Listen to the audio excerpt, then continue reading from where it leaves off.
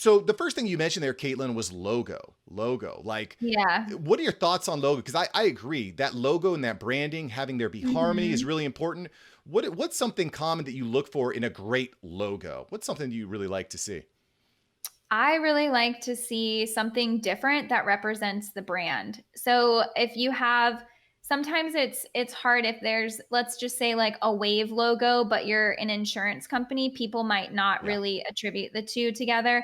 But if you explain it with the words of the company, like, the Wave Insurance Company or Ocean Insurance Company, whatever, that really helps. I also think that going along, the logo basically sets the stage for everything else that you do in marketing. So if your logo is green and blue, don't get red pens, purple shirts.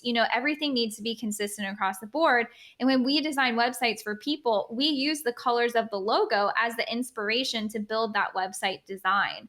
So everything I feel should be consistent. Whatever logo you decide, I feel like you should love it and want to keep it forever. And it shouldn't be necessarily trendy. It should be like Tiffany and Co. It should be everlasting and evergreen so that people can see it and recognize it over and over. Yeah, that's really smart. And a very common mistake I think you see with beginner logos is a wave for insurance agency. There's a disconnect. You got to find ways to connect the dots psychologically in the back of people's brains. Thanks for watching Mark Savant Media. Here we're going to help you create a better content in less time and turn that attention into income. If you love this video, you're going to love these videos here. Click the one. Me and my team specially selected this just for you.